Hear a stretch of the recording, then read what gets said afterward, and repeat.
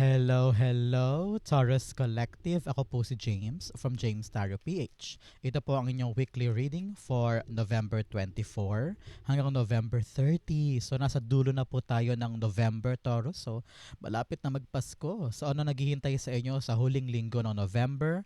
Let's begin. Inhale and exhale at the center of your reading, the Hermit card. Beautiful.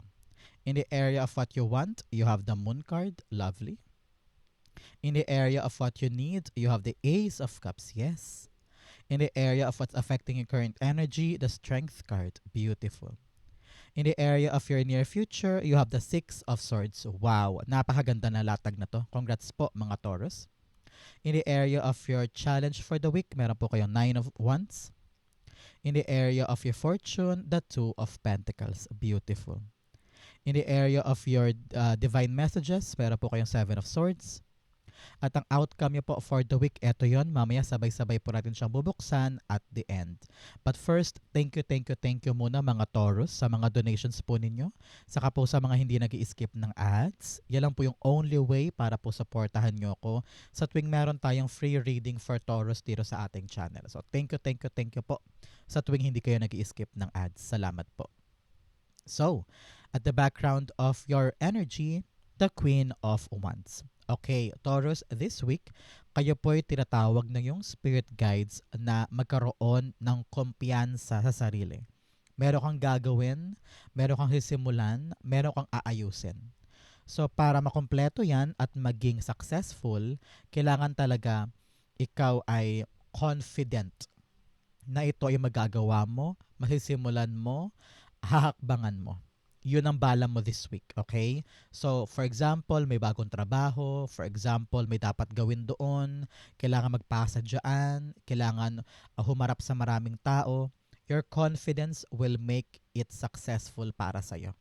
Okay? So, ito ang bala mo, gamitin mo this week. Saka sabi, think positive lang daw. Huwag daw puro nega. Time na to para mag-enjoy ka naman. Accept your authentic self, no? Pagtanggap mo ang sarili mo at kilalang kilala mo sarili mo, hindi ka kayang pabagsakin ng kahit sino man. Hindi ka nila kayang pulaan or tuksohin, lokohin. Kasi ikaw, kilalang kilala mo sarili mo, mahal mo sarili mo. So, pag ganun, no one can stop you. Okay? At the center, you have the number 9. Baka special number nyo po yan. The Hermit card.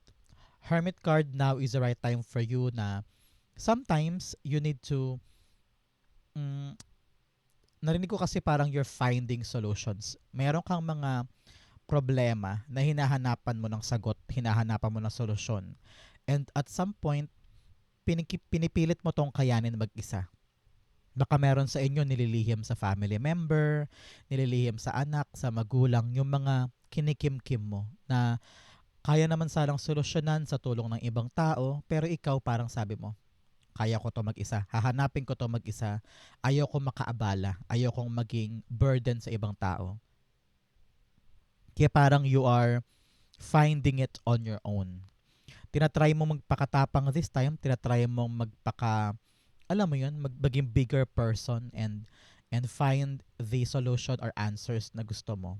Pero ngayon sabi dito, malapit lang eh. Nasa sayo daw eh. Nasa puso mo, nasa sayo yung sagot eh.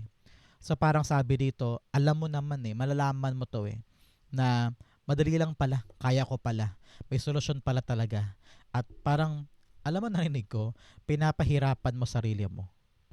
Meron daw mga magaan at maayos na paraan, pero lagi mo iniisip, hindi baka maiba pa. Hindi, dito ako. Hindi, doon ako. So, reach for the practical solution sa mga problema mo. Malapit daw eh. Naramdam ko yung malapit lang. Madali lang, pero ikaw, confused ka pa sa mga dapat gawin. Parang ganun. Okay? Clarify natin to. Siya nga pala mga Taurus, saan po kayo nanonood ng ating reading for today? Curious ako, comment down below. Saan parte po kayo ng Pilipinas o buong mundo nag-e-enjoy na ating special weekly reading for you? The Hermit card, the Ten of Cups. Yes. You're finding ways para sa ikakabuti ng mga pangarap mo. Not just for you, but your whole family. Sabi ko nga kanina, parang sinasarili mo lang, no? Parang ayaw mong guluhin or ayaw mong isama sila sa problema. Ayaw mo silang mangamba para sa'yo or madamay pa sila do sa bigat na naramdaman mo. Kaya parang feeling ko talaga, sinasarili mo yung problema, yung bigat, yung issue because you're protecting them. Kasi parang para sa kanila din naman yung mga iniisip mo eh, yung mga hinahanap mo, no? It's for the betterment and happiness of your whole family. Napaka-selfless mo dito, napaka-martyr mo dito sa moment na ito, no? Kitang-kita ko yung paghahangad mo na maibigay lahat ng kaligayahan for the family. Huwag kang mag-alala, Taurus, pag lumalabas sa Ten of Cups, ibig sabihin, you are finding solutions at saka gumagaan na yung buhay mo. So, this is fortune after difficulty. So, mahahanap mo talaga yung ikagaganda at ikakaayos ng problema para okay na ang lahat within you and your family at yung mga iniingatan ninyo. So, congrats po. So, don't worry. I-claim mo na to. Claim, claim, claim yung fortune, yung paggaan ng buhay sa buhay mo. So, claim mo sa baba. I claim it. I claim it. In the area of what you want, the moon card. The moon card, you want answers. You want clarity. Gusto mo na merong mapanghahawakan na bagay para mailaban mo to hanggang dulo, no? Kaya siguro nawawalan ka ng pag-asa, nawawalan ka ng confidence, nawawalan ka ng tiwala sa sarili mo kasi nga malabo, no?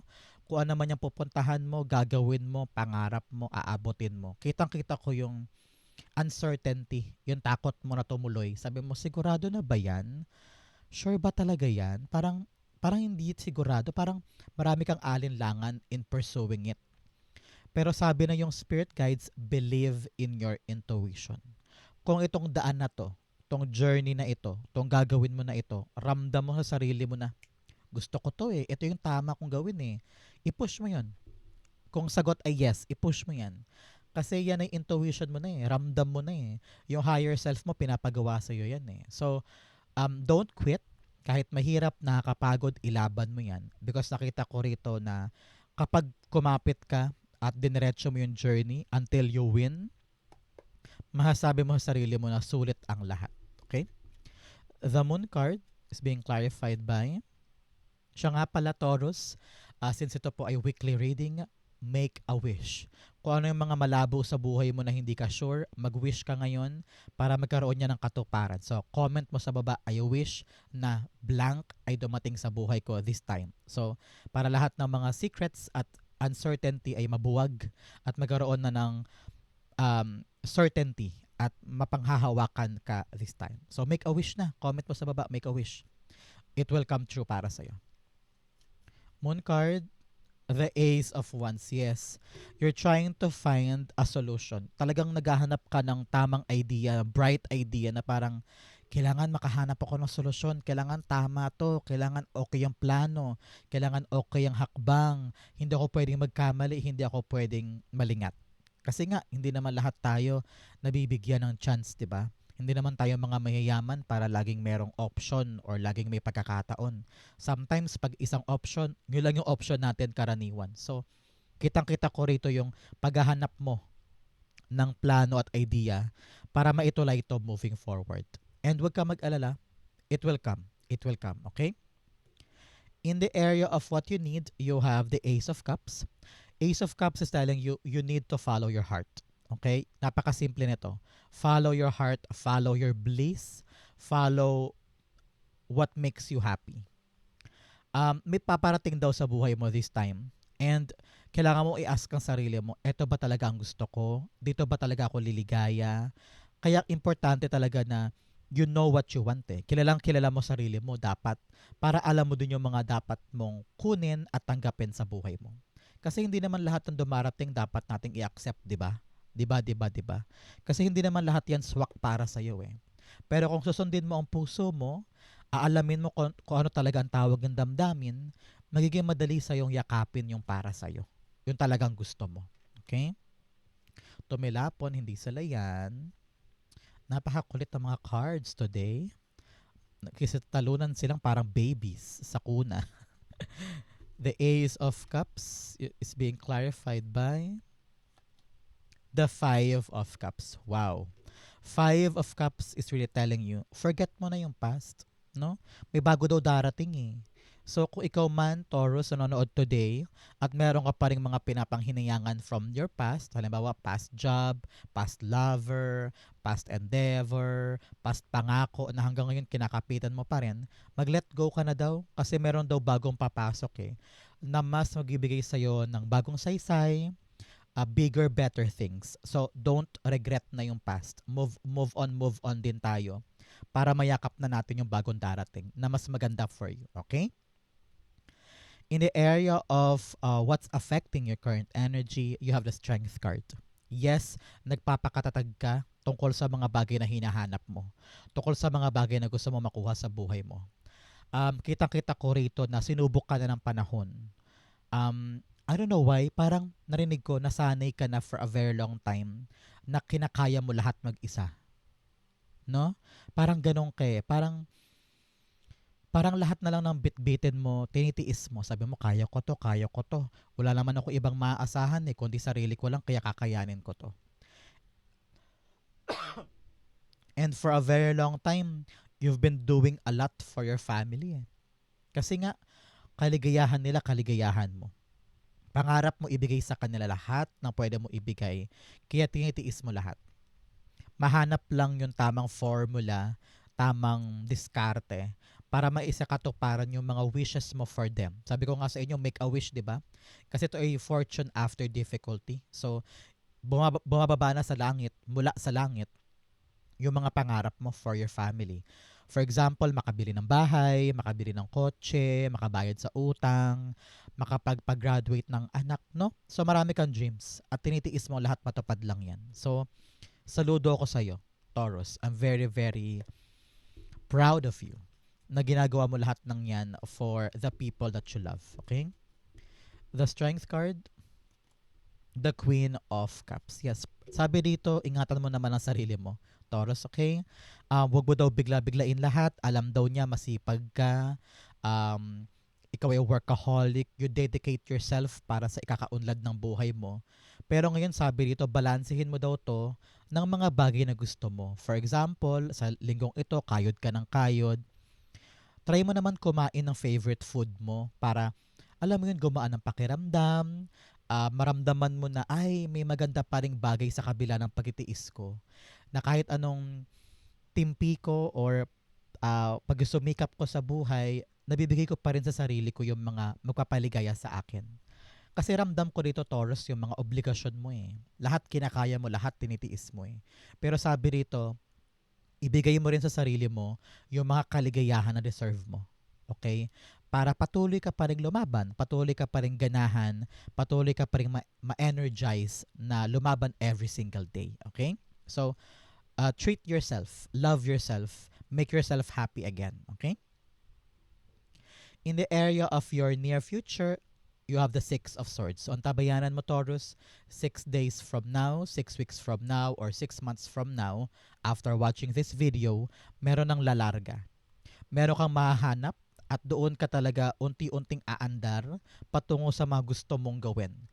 Kung ano man, Taurus, tong mahahanap mo, kung ano man tong revelation or truth na mapanghahawakan mo this time in the completion of the happiness that you want for yourself, dire-diretso ka ng aandar. So, ano ibig sabihin ito? Example, naghahanap ka ng matinong trabaho. Kaya sabi mo, gusto mong ibigay yung magandang buhay for your family. Example lang to ha, para maintindihan mo. So, biglang boom, dumating sa iyo yung trabaho, nahanap mo siya. So, masayang-masaya ka na kasi kaya mo na i-provide yung sa family mo. Kaya eto ka, oh, dire-diretso na yung buhay mo. Umaabante na, sumusulong na, kasi may permanente ka nang nakuha mula sa paghahanap na yan. Parang ganon. So, everything now is smooth sailing. Kung nanggaling ka sa very painful something in the past, unti-unti na yung gagaan, gaganda, aangat, at dire-diretso ka na sa development and progress ng buhay mo. So congrats po, Taurus, i-like mo na to, i-claim mo na to. This is really, really good for you. So i-claim mo yung frequency na yan. Progress in your life. Six of Swords. The Strength card. Yes, yes, yes, yes. Bunga talaga to ng iyong pagtsatsaga bunga ng iyong pagkapit at pananalig na lahat ay kaya kong gawin, lahat ay kaya kong tiisin for the future that I want.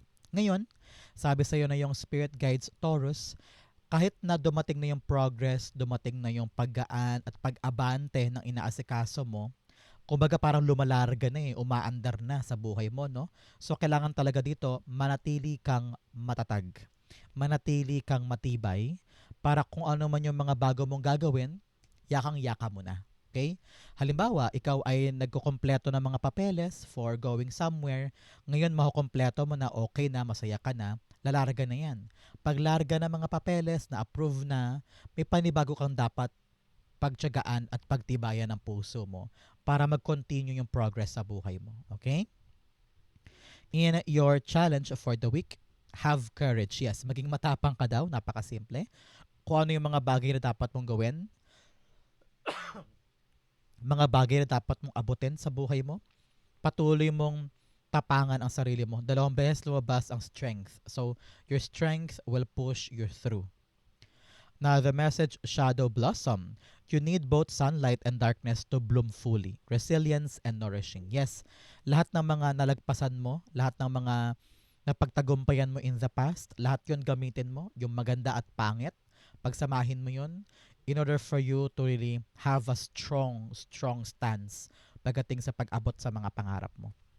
Kung ano daw yung mga pangit at saka madidilim na parte ng buhay mo, gamitin mo yung inspirasyon at lakas para lalo kang lumaban sa buhay at magwagi. Okay? Napaka-importante niyan, Taurus. In your challenge for the week, you have the 9 of Wands. Kitang-kita ko rito, sabi ng spirit guides mo, kumapit ka lang, huwag kang mag-give up. Very, very simple message to for you. No? Napakasimple. Napakalinaw. So, sinasabi ko sa inyo, nire-relay ko sa inyo yung impormasyon na huwag ka daw bumitaw sa isang bagay na importante sa'yo. Alam daw niya ilang beses ka nang nag-try, ilang beses ka nang nag-fail, ilang beses ka nang sumubok. Pero this time around, sabi ng spirit guides mo, isa pang chance, isa pang try, gawin pa natin to. Laksan mo ang loob mo, it will come for you. Okay? Napakagandang message for you. The 9 of Wands. Clarify natin to. Ang card ng hindi pagsuko at hindi pag-give up. So, wag ka daw mag-quit ha. Kasi parang may energy ka dito na gusto mo nang bumitaw, gusto mo nang sumuko. Sabi mo, ayoko na, pagod na ako. Lahat na ginawa ko pero wala pa rin. Pero ngayon, sabi dito, mag-try ka pa isa pang beses. No? Especially, meron pang mga bagong pagkakataon na darating sa'yo eh. So, pag may natapon, may try ka pa. May isa pang chance for life. Di ba? The 9 of Wands. The 9 of Cups. Wow! Alam mo na, Taurus, kung kayo po ay follower ko talaga from day 1, alam mo na kapag lumalabas si 9 of Cups in any of my reading, time mo na to make a wish. So ngayon, pumikit ka, make a wish because it will come true para sa'yo. Congrats po. So, 9 of Cups confirming 9 of Wands. Ang 9-9, ang angel number po na 9 at saka 9, meron ka pa rin 9 dito, wow, talagang 999, is talking about release. No? Meron ka daw mga kailangan pakawalan, bitawan sa buhay mo, Taurus, na nagpapabagal sa iyong sarili o sa progress mo at nagpapaliit sa potential mo eh. Sabi rito, laban tayo, so good tayo, kunin natin yun, abutin natin yun. So, kailangan pakawalan mo yung negativity mo.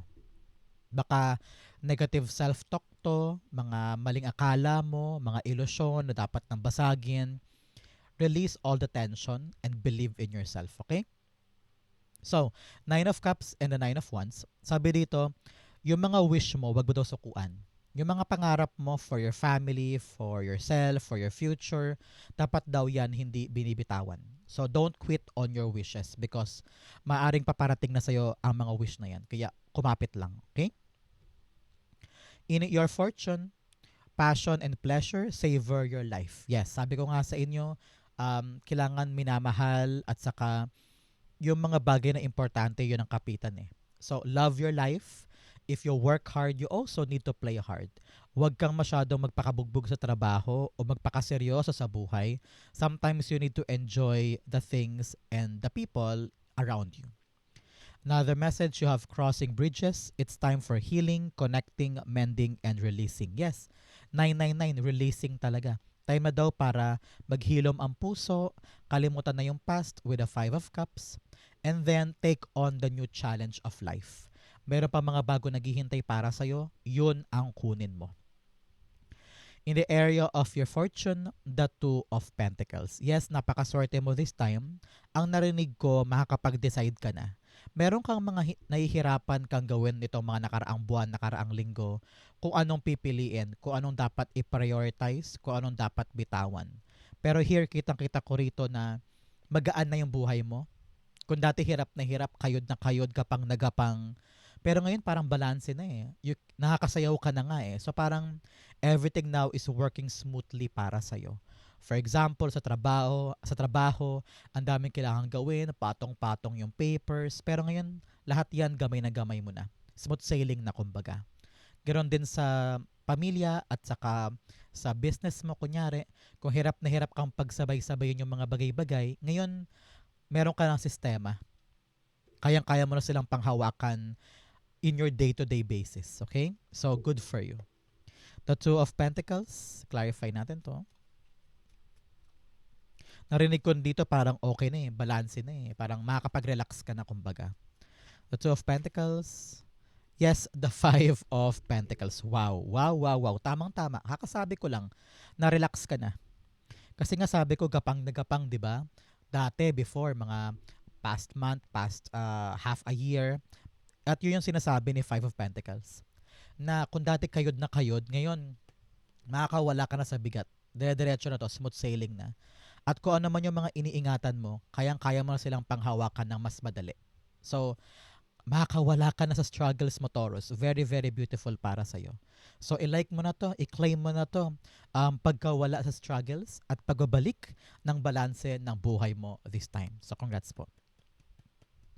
In your divine messages, you have expect a powerful change. Yes, may mga pagbabago pagkatapos mong malaman yung truth, pagkatapos mo makamit yung mga bagay at sumuong ka, expect powerful change sa buhay mo. Kaya naman, nothing is yet set in stone. Walang permanente sa struggles mo. Kung wala kang pera today, kung nahihirapan ka today, kung sukong-suko ka na today, asahan mo, things will change sa buhay mo. Walang nakataga sa bato. Kaya magabago pa yung paghihirap na yan. So, kapit-kapit, laban-laban, wag sukuan, wish are coming. In your divine messages, meron po kayong Seven of Swords. Ang payo sa iyo na yung Spirit Guides Taurus ay panatilihing sekreto yung mga sekreto. For example, pera mo, ipon mo, bank account mo, yung gamit mo sa bahay. Hindi lahat ng tao dapat nakakapasok dyan. Okay? Matuto ka daw na maging secretive. Huwag mo daw laging i-broadcast sa maraming tao yung mga bagay na meron ka because not everybody are as good as they seem, di ba? So ngayon, kailangan talaga ikaw ay secretive, mysterious, ika nga, and work on your own. Kasi nakita ko rito, hindi lahat ng tao ay maaari mong pagkatiwalaan sa maraming aspeto. So, I'm hearing work on your own, trust yourself, kailangan hands-on ka sa mga bagay na inaalagaan mo at hindi mo daw inaasa sa ibang tao, okay? Hindi ka dapat laging palaasa kasi baka mamaya ma-disappoint ka sa gagawin nila. So, you need to be hands-on here.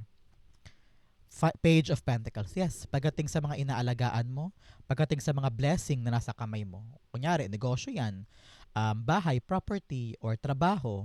Kung ano man tong pentacle na to na iniingatan mo sa buhay mo. Kasi sabi mo, dito ako kumukuha ng aking financial aspect. Blessing mo to, kumbaga. So, protect it, defend it. Make sure na ikaw ay nakabantay dyan para hindi ka masalisihan ng ibang tao o kaya hindi ka ma-take for consideration, take advantage, kumbaga, ng ibang tao. And ma-take for granted yon, ma-take for granted ng ibang tao. Make sure na ikaw ay alam mo yung truth, alam mo yung mga dapat gawin, and hindi ka papadala sa sasabihin lang ng iba.